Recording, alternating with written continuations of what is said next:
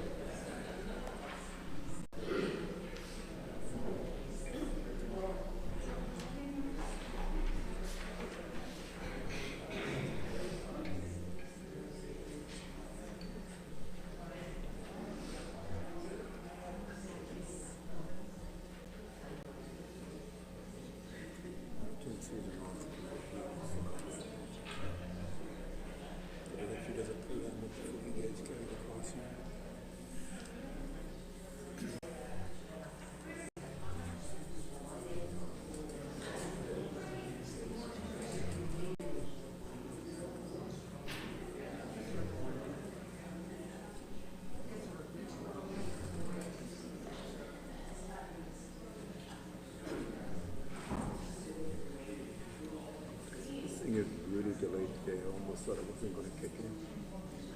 Yeah, it's like 30, 45 seconds.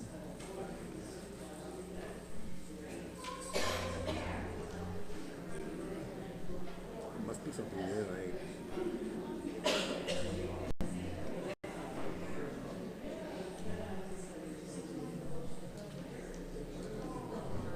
So we see a big delay.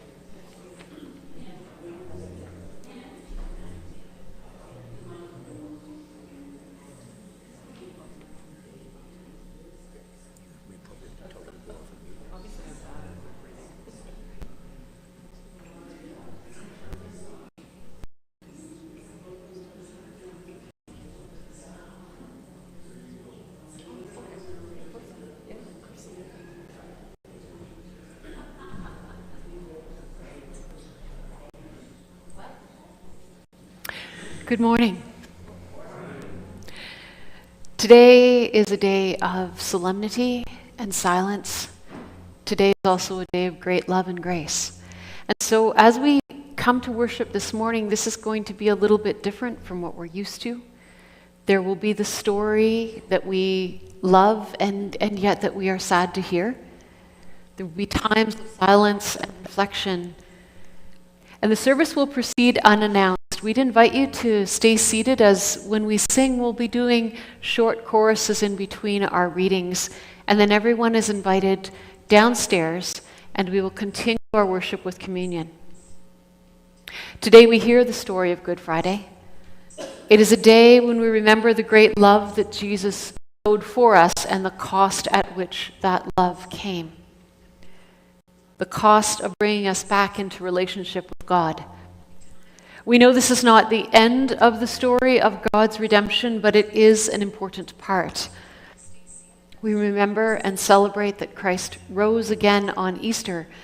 While we know that love and life win, today helps us to stop.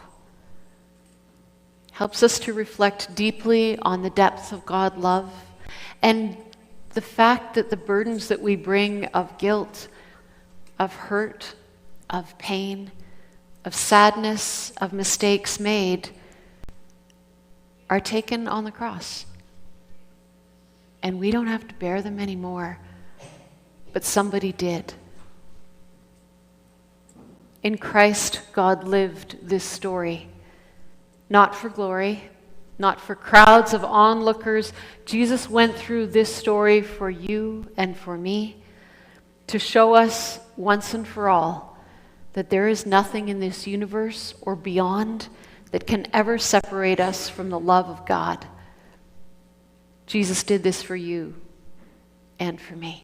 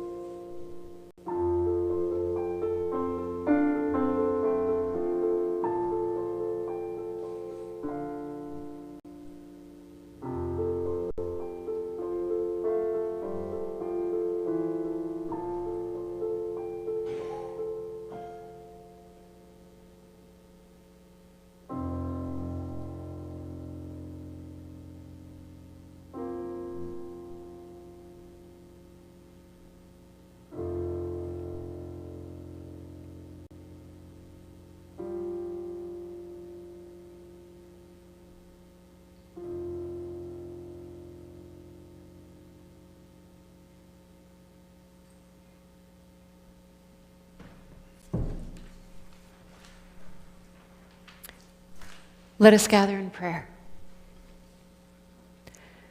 Jesus, in your love and sacrifice, you made us right with God. You gave your life so that we might have life. And we are sorry for what we've done wrong that keeps us away from you and keeps us from sharing that love. As we hear your story once again, come into our hearts, Lord Jesus. May we live in you as you gave your life for us. Amen.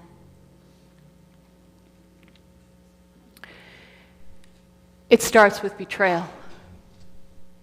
And when we are betrayed, we feel alone. It's hard to know who to trust anymore. Yet even when Jesus was betrayed, he still had dinner with the people he knew would let the authorities know where he was so they could arrest him. Jesus lived with heartbreak and broken friendships. He lived through broken promises. He knows what it feels like. He walks with us through these moments. He did this for you and for me.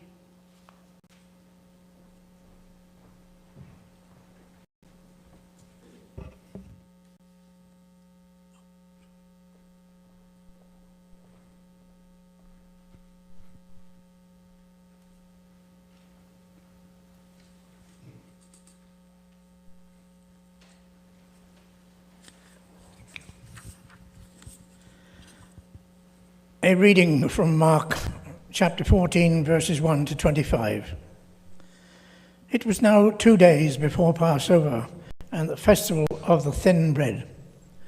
The chief priests and the teachers of the law of Moses were planning how they could sneak around and have Jesus arrested and put to death. They were saying, "We must not do it during the festival, because the people will riot." Jesus was eating at Bethany in the home of Simon, who had once had leprosy, when a woman came into the room with a very expensive bottle of sweet-smelling perfume. After breaking it open, she poured the perfume on Jesus' head. This made some of the guests angry, and they complained, "Why such waste? We could have sold this perfume for more than 300 silver coins and given the money to the poor." So they started saying cruel things to the woman. But Jesus said, "Leave her alone. Why are you bothering her? She has done a beautiful thing to me. You will always have the poor with you, and whenever you want to, you can give to them. But you won't always have me here with you." She has done all she could by pouring perfume on my body to prepare it for burial. You may be sure that wherever the good news is told, all over the world, people will remember what she has done, and they will tell others. Judas Iscariot was one of the 12 disciples. He went to the chief priests and offered to help them arrest Jesus. They were glad to hear this, and they promised to pay him. So Judas started looking for a good chance to betray Jesus. It was the first day of the festival of thin bread, and the Passover lambs were being killed. Jesus' disciples asked him, "Where do you want us to prepare the Passover meal?" Jesus said to 2 of the disciples, "Go into the city where you will meet a man carrying a jar of water. Follow him. And when he goes into a house, say to the owner, 'Our teacher wants to know if you have a room where he can eat the Passover meal with his disciples.' The owner will take you upstairs and show you a large room furnished and ready for you to use. Prepare the meal there." The 2 disciples went into the city, and they found everything just as Jesus had told them. So they prepared the Passover meal. While Jesus and the 12 disciples were eating together that evening, he said, "The one who will betray me is now eating with me." This made the disciples sad, and one after another they said to Jesus, you surely don't mean me." He answered, "It is one of you 12 men who is eating from this dish with me. The Son of Man will die just as the scriptures say, but it is going to be terrible for the one who betrays me. That man would be better off had he never been born." During the meal, Jesus took bread in his hands. He blessed the bread and broke it. Then he gave it to his disciples and said, "Take this. This is my body." Jesus picked up a cup of wine and gave thanks to God. He gave this to his disciples, and they drank some. Then he said, "This is my blood, which is poured out for many people.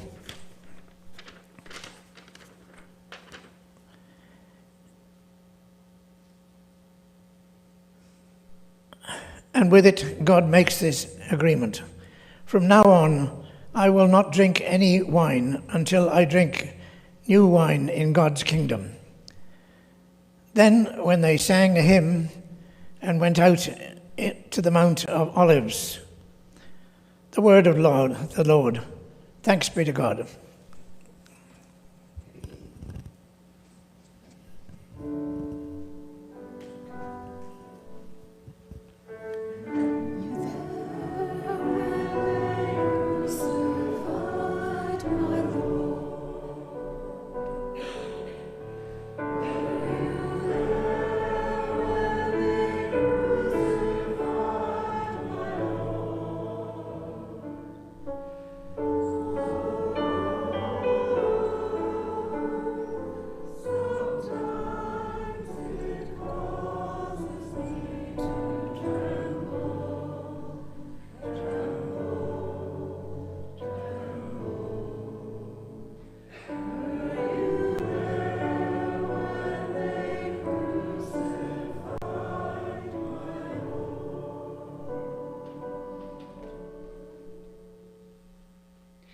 It continues with denial. Jesus knew it was coming. And in the protestations of a friend, Jesus knew that the intention was there to stand with him, but it was going to be too much. Peter protested unending loyalty and love, but he couldn't carry through. The disciples protested that they'd be with him, be that presence of friendship and security, but they fell asleep. Jesus lived through people failing him, and he loved them anyways. Jesus knows what it feels like to be left alone when you don't want to be alone. He went through that. He knows we cannot always be the perfect presence for one another and say all the right things or be there at all the right times or have the courage to stand with when we can only stand by. But he went through that for us, and he loved us anyway. He did this for you and for me.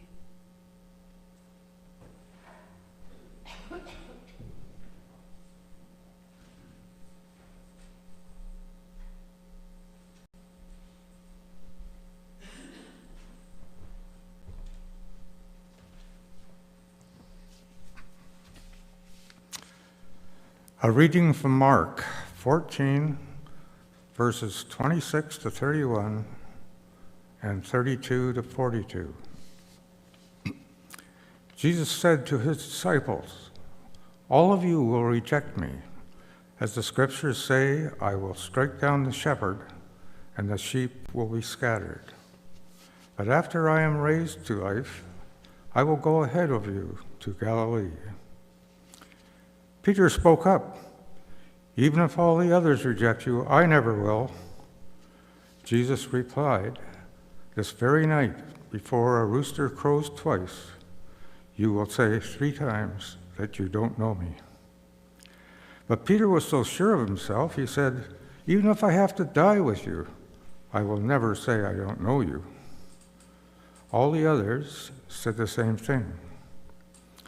Jesus went with his disciples to a place called Gethsemane, and he told them, "Sit here while I pray." Jesus took along Peter, James, and John. He was sad and troubled, and he told them, "I am so sad that I feel as if I'm dying. Stay here and keep awake with me." Jesus walked on a little way, then he knelt down on the ground and prayed, "Father, if it is possible, don't let this happen to me. Father, you can do anything. Don't make me suffer by drinking from this cup. But do what you want and not what I want."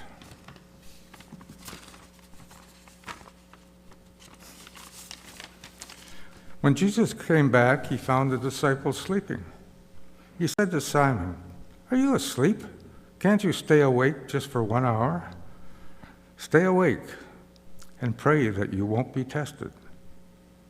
You want to do what is right, but you are weak." Jesus went back and prayed the same prayer. But when he returned to the disciples, he found them sleeping again. They simply could not keep their eyes open, and they did not know what to say. When Jesus returned to the disciples the third time, he said, "Are you still sleeping and resting? Enough of this. The time has come for the Son of Man to be handed over to sinners. Get up, let's go. The one who betrayed me is already here." This is the word of the Lord. Thanks be to God.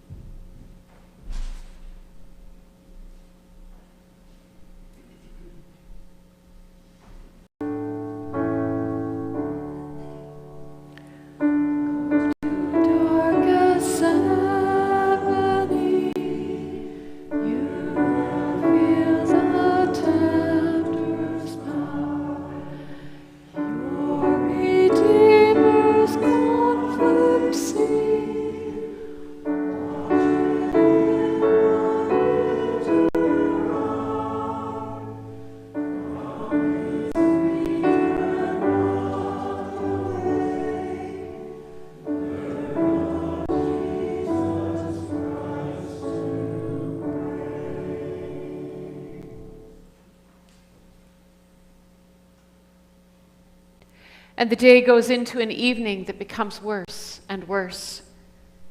He was arrested and accused, unjustly, betrayed by the common greeting of a kiss on the cheek, and that kiss burns with betrayal. Jesus knows what it is to be accused unfairly and still be innocent. He knows they've come at night so that no one will see injustice being done. Jesus knows what it is when power and injustice go unseen until it's too late. He knows how this world suffers because of it. And he stays brave and true. Jesus is with us in the times of unfair betrayal.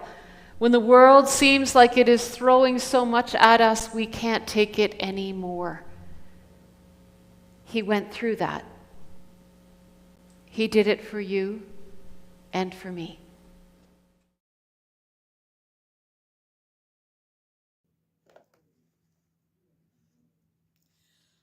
A reading from Mark, chapter 14, verses 43 to 65.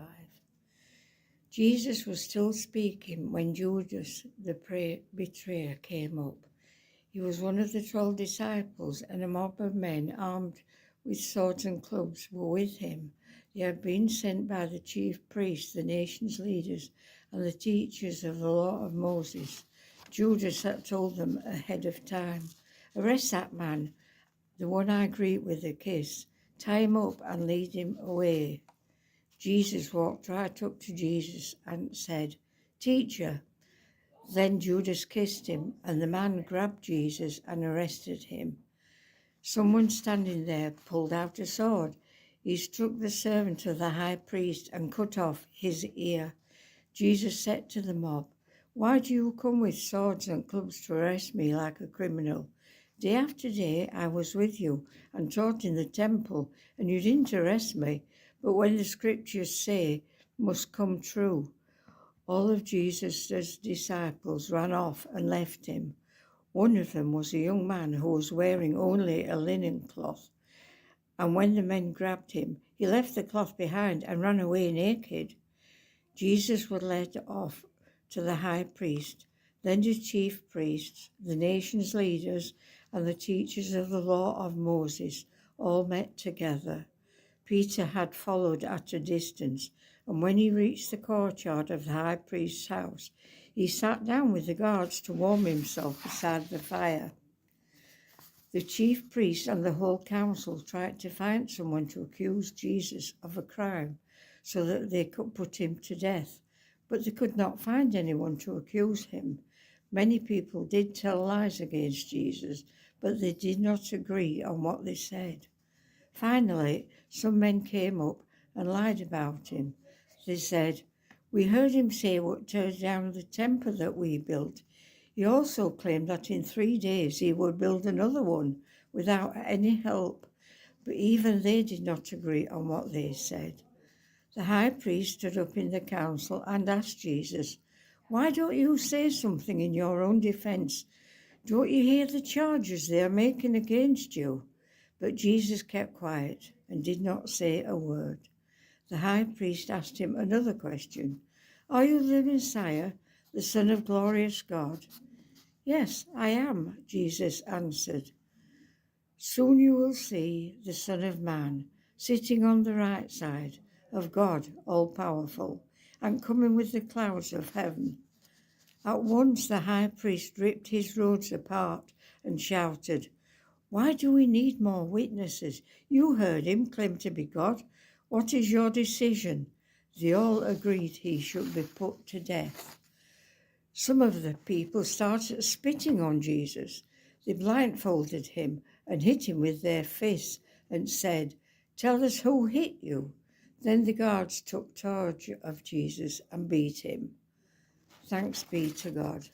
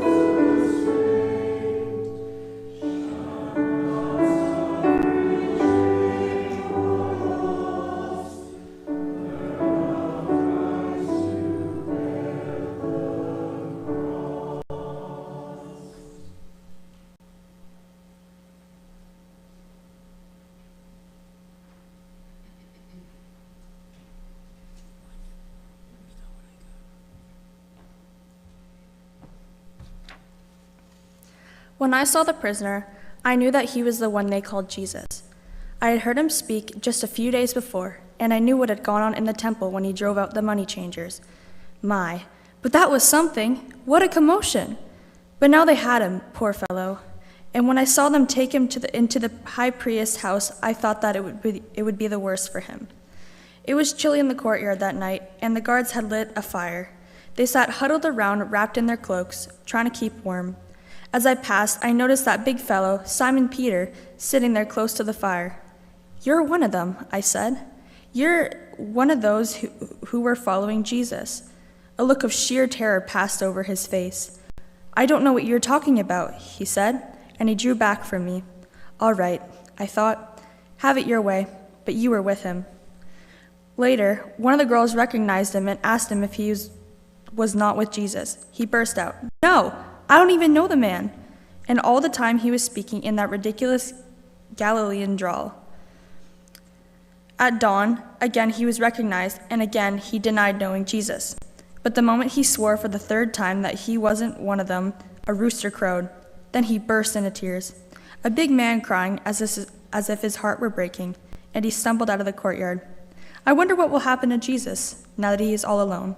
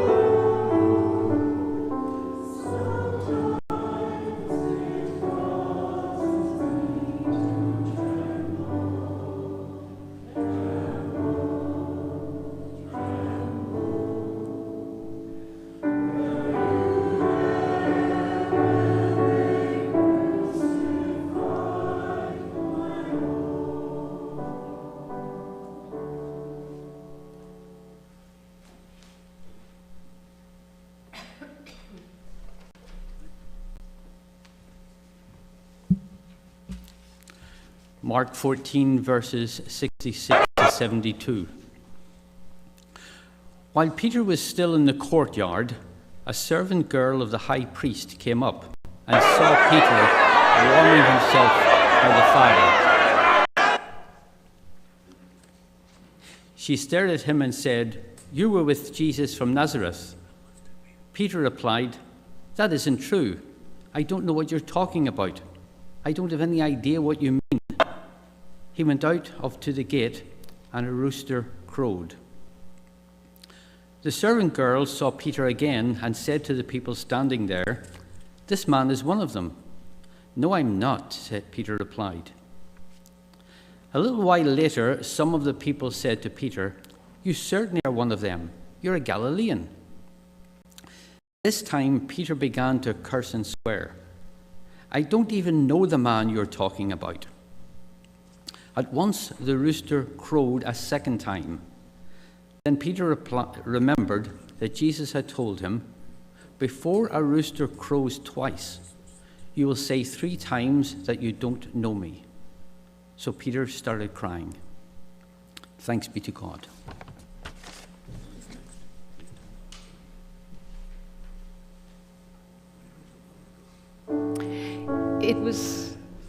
It was not only his own people who betrayed him. Appealing to the political systems in place at the time, the truth was spoken but manipulated because Jesus was in the way. There was no place for love and justice in the courts of power. And this voice had to be silenced so that powerful Jewish leaders would not lead a revolt. So we hear the noise of the crowd.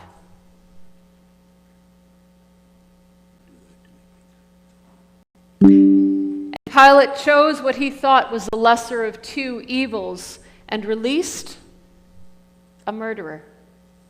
He even let the crowd pick. Jesus knew what it was like in the court of public opinion to be bullied and lose everything because of what people said about him in the press and online and in the crowds. To hear people shouting they would rather see him dead. To know that they were making a mistake they would not be able to undo as soon as Pilate spoke the words. He knew what it is to be mocked. Jesus knew what it is like to hurt, to not have your words heard, to be made fun of for something and punished for something that is not true. And when it was done to him, he loved those who did it anyway. He did this for you and for me.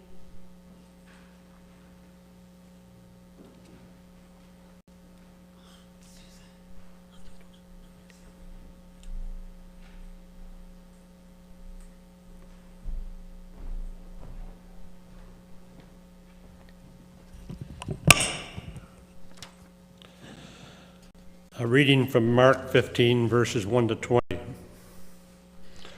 Early the next morning, the chief priests, the nation's leaders, and the teachers of the law of Moses met together with the whole Jewish council. They tied up Jesus and led him off to Pilate.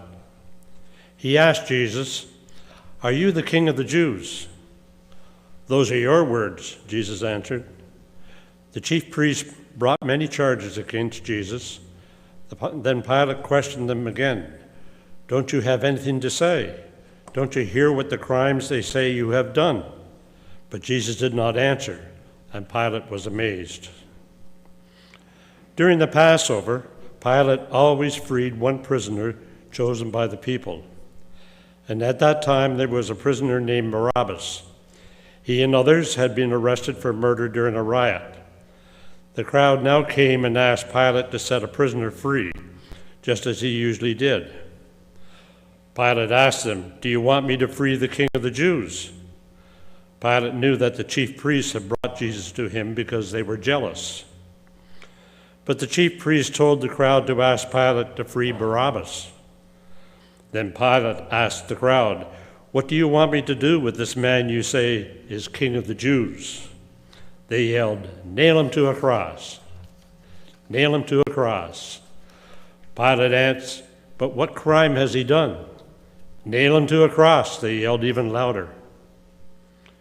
Pilate wanted to please the crowd, so he set Barabbas free. Then he ordered his soldiers to beat Jesus with a whip and nail him to a cross. The soldiers led Jesus inside the courtyard of the fortress and called together the rest of the troops. They put a purple robe on him, and on his head they placed a crown they had made out of thorn branches. They made fun of Jesus and shouted, "Hey, you king of the Jews!" Then they beat him on the head with a stick. They spit on him and knelt down and pretended to worship him. When the soldiers had finished making fun of Jesus, they took off the purple robe. They put his own clothes back on him and led him off to be nailed to a cross. Thanks be to God.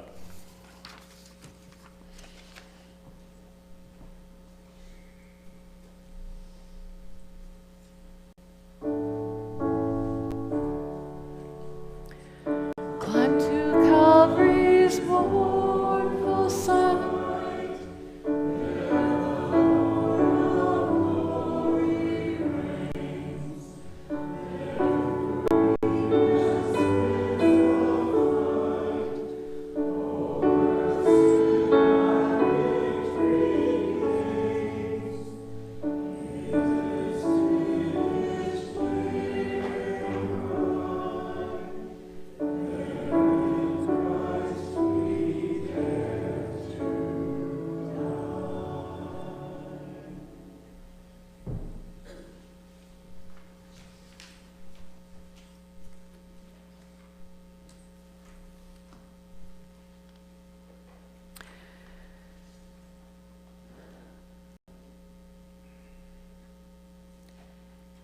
It hurts. It's hard to breathe. Jesus knew what it was like to feel pain, to feel the crushing weight of a cross, to keep going even though he could not carry it anymore. He knew what it was like to have another come and lift that burden for a little while, only so he could go on to where he would be killed. And all the while, he heard the voices of the crowd mixed, taunting him, trying to keep him going, saying, "No, this should not be happening to the teacher," and claiming exactly who he was, and all the while he could have stopped it. But he didn't. All because he wasn't the kind of king they wanted him to be. Jesus knew what it was like to try and succeed, to be overwhelmed, to feel so much pain and loss that his heart would break. And through it all, he loved us anyway.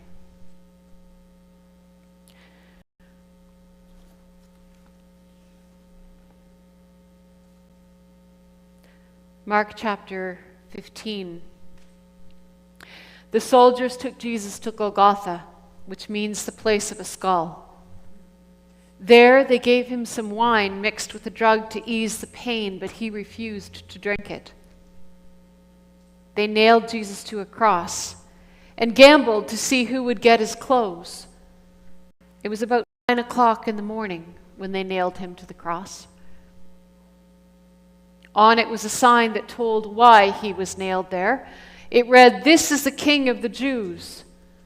The soldiers also nailed 2 criminals on crosses, one on his right and one on his left. People who passed by said terrible things about Jesus.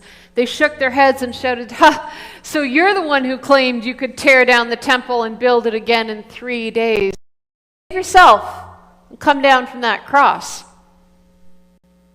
The chief priests and the teachers of the law of Moses also made fun of Jesus. They said to each other, "He saved others, but he can't save himself. If he is the Messiah, the King of Israel, let him come down from the cross, then we will see and believe." The 2 criminals also said cruel things to Jesus. This is the word of the Lord.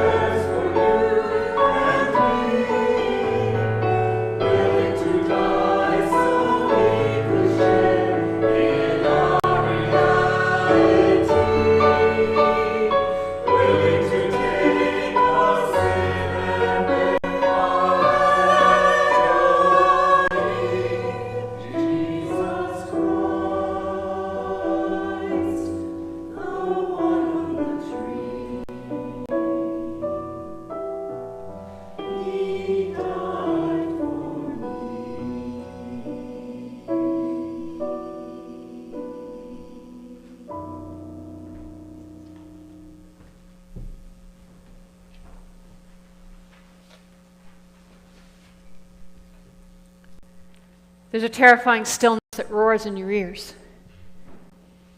The blood rushing to your head, the skies darkening, the thirst is unbelievable, and then being denied that because people still want to see if you will do something miraculous. The sky darkens. And the barrier between holy and humanity becomes so tenuous that the curtain separating the religious authorities from the common people rips, and God is no longer hidden. Jesus knows what it is to suffer in a world spinning upside down when nothing seems certain anymore, because he's been there. He's been through incredible pain. He knows how exhausting that can be to physical, spiritual, emotional, and faith. Jesus knows how much energy it takes in those last moments just to take the last breath. And he loves through the pain of a world ripped apart, right up till the end. He did this for you and for me. He offers love that goes through anything for you and for me, and says, it is yours. I did this for you. About noon, the sky turned dark and stayed that way until around 3 o'clock. And then about that time, Jesus shouted, Eloi, Eloi, lama sabachthani, which means, my God, why have you forsaken me?